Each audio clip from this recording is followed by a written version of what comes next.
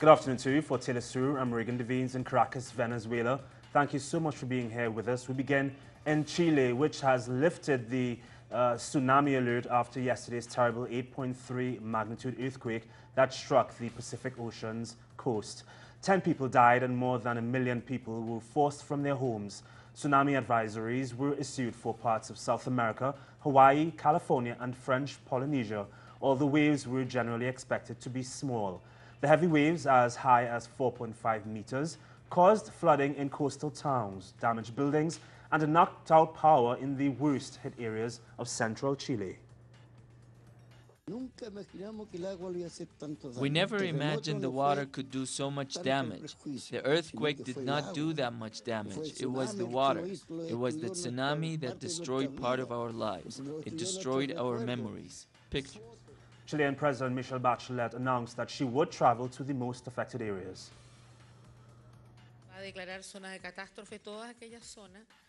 All the affected areas will be declared as disaster areas because the Supreme Decree of Disaster Declaration lets us establish and expedite in delivery to the affected families. The presidents of Venezuela and Colombia will finally meet to discuss the border crisis between the two countries. Colombia's foreign minister announced that the two will meet in Ecuador next Monday.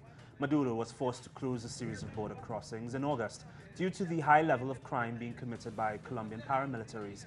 Santos praised Venezuela for gestures at the border that paved the way for the meeting. President Juan Manuel Santos has accepted an invitation for dialogue by President Rafael Correa and President Tabari Vasquez to meet on Monday with President Nicolas Maduro. The idea for this dialogue is to have a conversation between four presidents and to advance dialogue with President Maduro. And in Ecuador, we have our correspondent Liv Scherfius to give us more on the line right now. Liz, are you there? Hello, Reagan. Hi. Well, we know that Nicolas Maduro had been calling to meet Juan Manuel Santos several times with no result. Santos always said that the meeting would need certain conditions. Can you tell us what those conditions were? Well, Reagan, both President Juan Manuel Santos of Colombia and Venezuelan President Nicolas Maduro have agreed to meet this upcoming Monday in Quito's Carondelet Presidential Palace at 2 p.m. Both presidents have accepted this invitation by President of Ecuador, Rafael Correa, to meet to discuss these concerns of bilateral interests. Well, President Juan Manuel Santos said that he has been speaking with President Rafael Correa about these upcoming talks and has thanked Ecuador for mediation in this conflict, as well as Uruguay. He also said that the issue of contraband on the border, as well as criminal bans, need to be discussed in these dialogues, and said that he hopes that concrete results come out of this meeting to be held on Monday. President Rafael Correa announced this meeting yesterday while he was inaugurating infrastructure projects in the province of Cañar. And Foreign Minister of Ecuador, Ricardo Patiño, spoke to the press about this upcoming meeting yesterday afternoon. President of Uruguay, Tabari Vasquez, will also be present for this meeting on Monday in the Carondelet Presidential Palace, as Uruguay currently holds the pro tempore presidency of the UNASUR body. Reagan. We know that neighboring countries have been trying to get the two to meet, as well as regional bodies, UNASUR and CELAC. What role specifically do you think all of these bodies played in facilitating this meeting? Well, UNASUR and CELAC are two bodies of extreme regional importance. Now, UNASUR has 12 member states and CELAC 33 member states, and Venezuela and Colombia are members of both bodies, which seeks to further regional integration. Ecuador currently holds the pro tempore presidency of the CELAC body and Uruguay of the UNASUR body, and both regional bodies have agreed to mediate the conflict. They have committed themselves to mediating the conflict to try to find a diplomatic solution for Colombia and Venezuela in this border crisis. Reagan. Now, we know last Saturday, Liz, that there was a meeting between the two foreign ministers of Colombia and Venezuela, but they both said that it was the beginning of a dialogue, but things did not go quite too well. Or at least since. How do you think Monday's meeting will pan out? Well, Reagan, Foreign Minister of Venezuela, Delcy Rodriguez, and Foreign Minister of Colombia, Maria Ana Holguin, did meet this past Saturday in the Foreign Ministry of Ecuador here in Quito. They met with Foreign Minister of Ecuador, Ricardo Patiño, and Foreign Minister of Uruguay, Rodolfo Nin Novoa, here to discuss this border crisis and how both nations can move forward and possibly open this dialogue. They discussed the possibility of a meeting between President Santos and President Maduro to take place, and both Holguin and Rodriguez said that they would work towards making this meeting possible. And we now see that this did in fact prove to be successful, as both President Santos and President Maduro have agreed to meeting here in Quito this next Saturday, or this next Monday. Foreign Minister of Ecuador, Ricardo Patiño, said that the fact that the meeting will be held in Quito is purely logistical, as Uruguay and other nations have also offered to host these talks. And the foreign ministers of Colombia and Venezuela will be present for this meeting between the presidents on Monday, and the foreign ministers of Uruguay and Ecuador will also be accompanying the presidents as well for these talks in the Carondelet Presidential Palace on Monday. I really hope that this Monday's meeting goes well for the betterment of all those involved, including, of course, the Venezuelan people. Thanks so much as usual, Liz, for your great report. We'll talk to you a bit later on.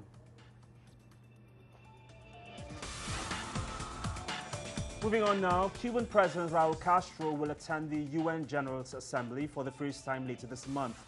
There, he will coincide with US President Barack Obama, although no formal meeting has been announced. Castro will speak before the UN General Assembly on September 28th in what will be his first presidential visit to the US. His speech is expected to call for an end to the blockade that has costed the island over $800 billion in 5 decades. The Cuban leader will also attend Pope Francis' speech on the 25th, as well as a conference on women's equality.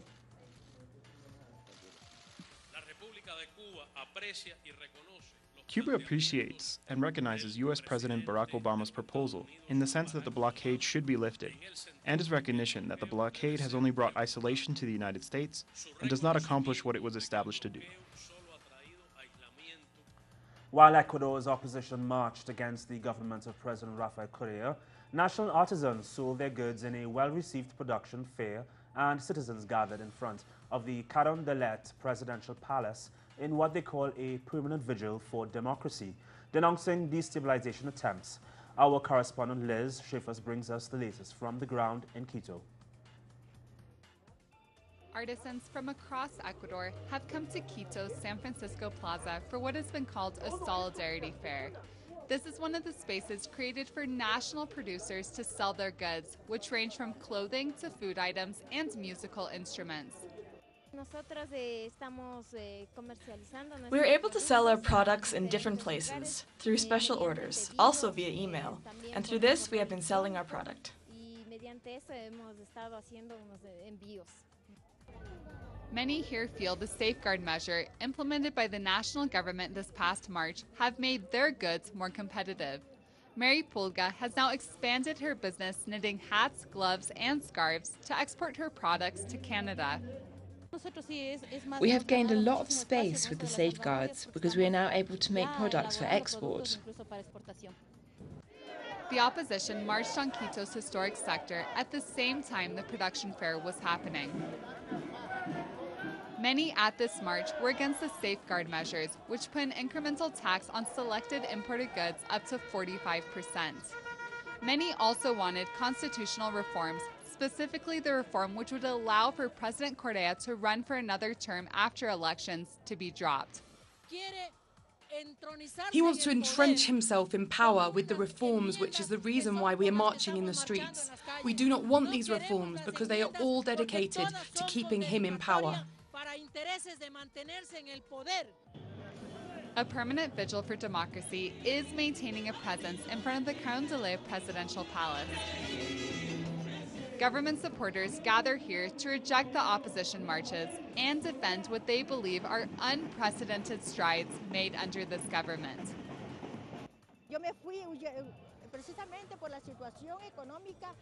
I left because of the economic situation in the country since Velasco Ibarra, and so I left and I came back 2 years ago. And I can see the scientific, technological, and cultural advances, how agriculture has improved, exports before there was none of this.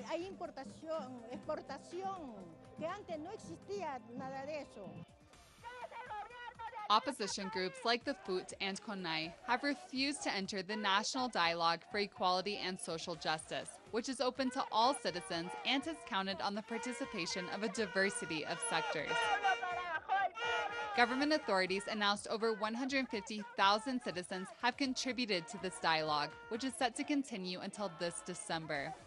The opposition maintains that they will not participate in the national dialogue and will continue their protest. The Bolivian Legislative Assembly has approved a bill that would help President Evo Morales seek another term in office. The bill was launched by social movements and seeks to amend Bolivia's constitution so that both the president and the vice president can run for re-election in the year 2020. This would allow Morales to be in office for Bolivia's independence bicentenary in the year 2025. A referendum must now ratify the bill. Morales' approval rating is, in the latest polls, tops 60%.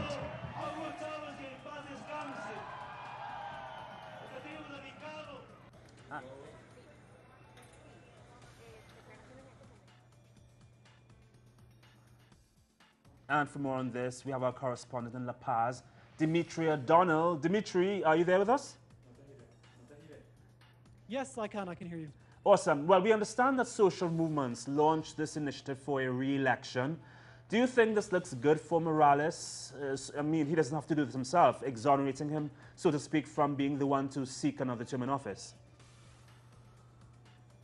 Absolutely, and judged by the numbers that were on the streets today in La Paz, up to 20,000 from various social movements right across Bolivia, the message coming from the grassroots, from the people here in Bolivia, is that they very much want Evo Morales to stay in power well past 2020. And to do that, they're passing a note, essentially, to the parliament here to request that the amendment will be made to the Constitution that would allow Evo Morales to put this to a referendum to the people. And this is what the government of Evo Morales is saying, that the request is not coming from him, his party or the ruling party, but very much from all of these various grassroots movements that got Evo Morales elected back in 2005. The bill must be now approved in a referendum, given that Evo Morales has an approval rating of 60%, as we just reported. What do you think are the chances of it being passed by the Bolivians? It seems at this stage quite likely that, tens of thousands of people on the streets today, as you said, an approval rating of 60% that want him to stay in office. This is a very popular president here in Bolivia. But today, despite all these huge numbers that were out on the streets, there were some members of the opposition who were very vocal, saying that basically this was a bad idea and that it is not good for the country that Evo Morales should be allowed to stay in office past 2020. So yes, the majority are in favour, but it's not going to be easy. It's not going to have the ruling party is not going to have it all its own way. Well, we're going to continue looking on. Hopefully we can get another report from you sometime soon in the future, Dimitri. Great meeting you and great touching base with you. Thanks so much.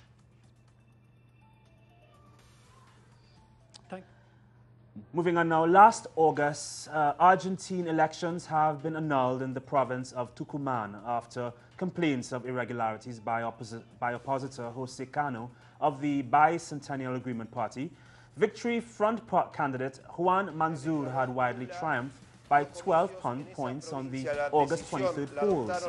Now the provincial government has 2 days to put in place the necessary processes ordered by the Tucumán Administrative Court. The government of Tucumán announced that it will appeal the ruling, which they consider attacks the democratic system, describing it as a judicial coup. The government of Buenos Aires is apparently granting permits to illegal foreign exchange operators. We've got our very own Leo Poblete Coduti in Argentina, and he filed this report. As a result of a series of raids earlier this year, inspectors of the Argentine Central Bank detected 17 sites where illegal foreign exchange transactions were regularly carried out. When checking the paperwork, they found permits granted by the Buenos Aires city government, giving these sites the rubber stamp of approval to operate as foreign exchange operators without the prior approval of Argentina's central bank as required by law. On these premises, known as Paves, not only illegal foreign exchange trading takes place, but we also have found precise and clear indicators of money laundering.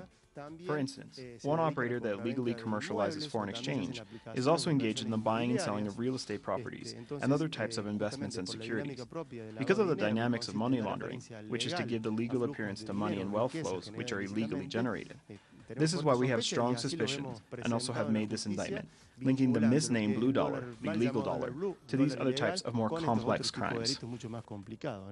How these illegal foreign exchange operators are funded is also under major scrutiny.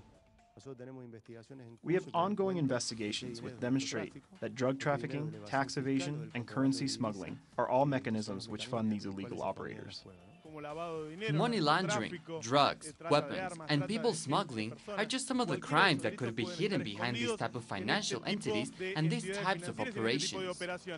In mid-August, the central bank sent to the prosecutor in charge of the Economic Crimes and Money Laundering Unit all the evidence required to request a formal inquiry, which places key Buenos Aires city officials in hot water, including senior pro-party minister Guillermo Montenegro of the security portfolio. What we see here is a behavior that is very worrying, but what is yet to be seen is what the relationship between these illegal operators and key members of the BA city government, if those key members of government really granted the permits for third parties, if they are the owners, if they are partners, what type of crime they committed. While the investigation continues, it must be said that these illegal foreign exchange operators, which were unlawfully granted permits by the right-wing pro-party government in Buenos Aires City, are situated in a context of continuous manoeuvres of destabilisation by the financial sector, in line with this country's monopolised mass media and pro-neoliberal politicians who constantly legitimise the illegal US dollar market as part of their bid to topple the Front for Victory government and its reformist post-neoliberal agenda. Leo Politeguti, Telesur, Buenos Aires. Guatemala's Congress has voted Juan Alfonso Fuentes to the country's vice presidency, while former President Otto Pérez Molina faces a corruption scandal that has gutted his government and plunged the country into a political crisis. Fuentes was voted in by 109 in favor and 33 against. He was officially sworn in shortly thereafter. Guatemala recently held presidential elections, and a comedian, Jimmy Morales, won the first round. He will now face former First Lady Sandra Torres in a second-round runoff on October 25th. Mexico's Attorney General Arely Gomez announced that the remains of another of the 43 forcibly disappeared Ayotzinapa students have been identified. She said the students' remains belong to Josivani Guerrero, identified by his mother. Gomez admitted that the possibility of the remains actually belonging to Guerrero are 1 in 72. The families of the victims immediately rejected the announcement. International experts last week said that incineration of the students, as reported by the Mexican government, never took place.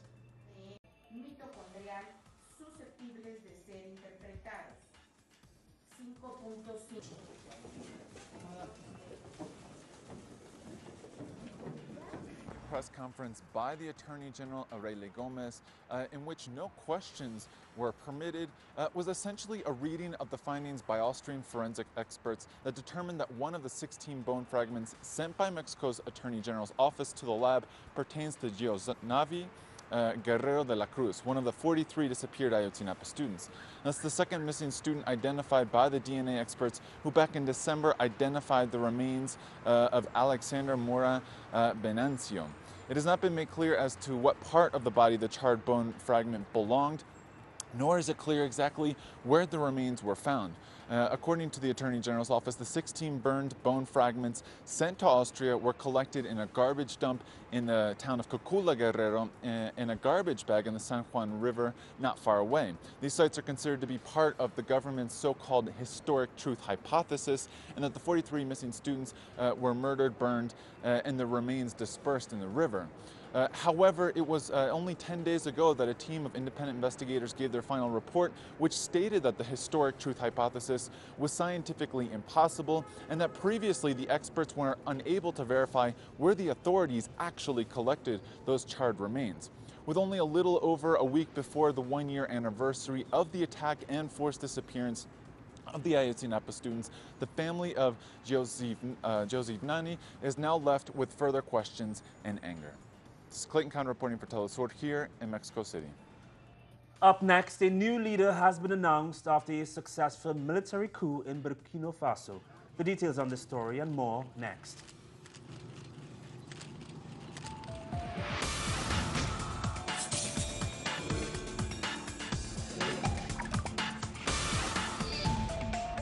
Caracas, Havana, Mexico, Quito, Washington. Wherever the newsmakers will be there. Watch it on telesurtv.net/English. Telesur, wherever the news, you'll be there. Broad stars G1 and Claudia de la Cruz are Rebel Diaz, hip-hop activists positioned within a history of political resistance through music. And you don't stop. They invite young people to express themselves about their social struggles. And you don't stop. Watch it on telesurtv.net/English. Telesur, wherever the news, you'll be there. The truth behind the power. We lift the lid on some of the world's most ruthless figures. Open file. Only on telesurtv.net in English. Wherever the news, you'll be there. Welcome back. Hungarian authorities have erected new barricades after police clashed with refugees on Wednesday at the Hungary-Serbia border. Now, during the clashes, police unleashed tear gas, used batons and water cannons on the refugees who were attempting to cross the border. On the other side, Serbian emergency personnel provided first aid to injured refugees throughout the evening. As a result of Hungary's tough legislation, refugees are now using Croatia as a new route to reach Western Europe.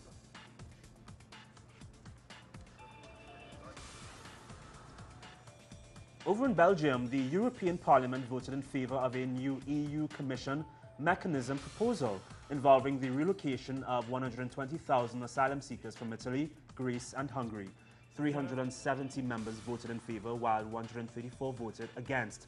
However, the decision remains symbolic as the proposal still has to be discussed at the Extraordinary Justice and Home Affairs Council on September 22nd.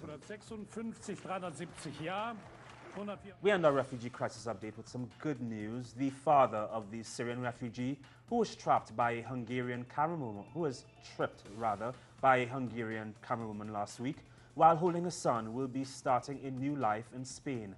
After media coverage of the incident reported that Osama Abdul Mohsen was a soccer coach, he was offered a job by the Senafe football school.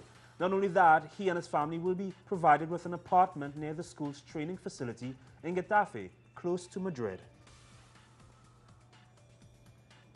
In our broadcast earlier, we reported on the military coup that was carried out in West African nation of Burkina Faso.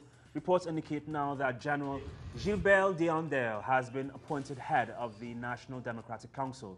During a televised appearance, the NDC was credited for putting an end to the current regime and was in talks to form a new government leading up to the elections. The general was the former chief of staff of previous leader Blaise Compaoré.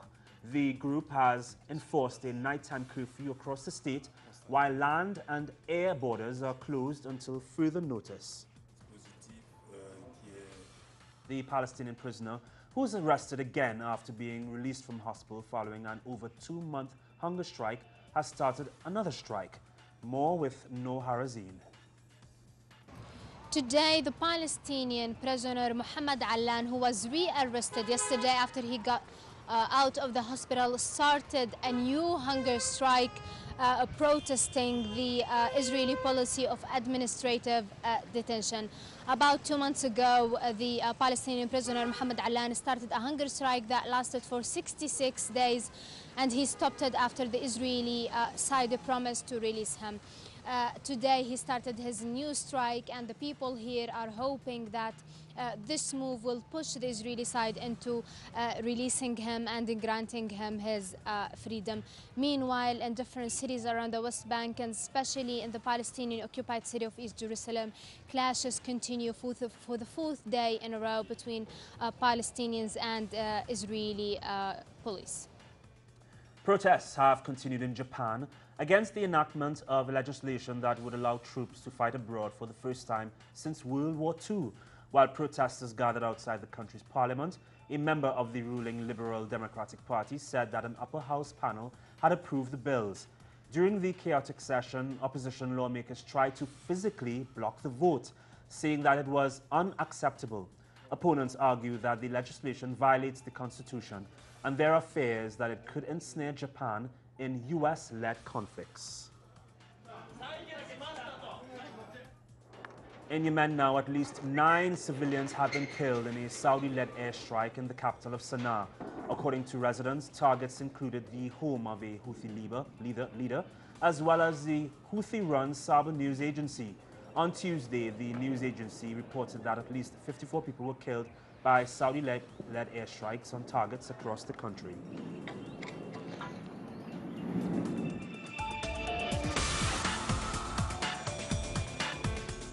Rugby enthusiasts are gearing up for the upcoming Rugby World Cup tournament that begins on September 18th in host country, the United Kingdom, after performing the famous Maori war dance called the Haka in London's Covent Garden on Wednesday.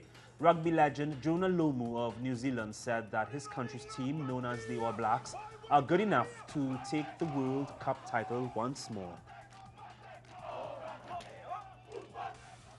Cuban music is about to take off. That's the perspective of some after Sony Music Entertainment signed a deal with Classic Cuban Records to distribute tracks recorded under the state-owned label EGREM.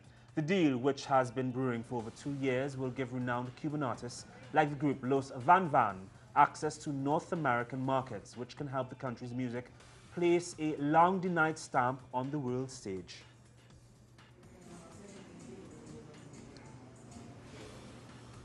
And there is more on these and other stories. Please visit our website, telesurtv.net/English.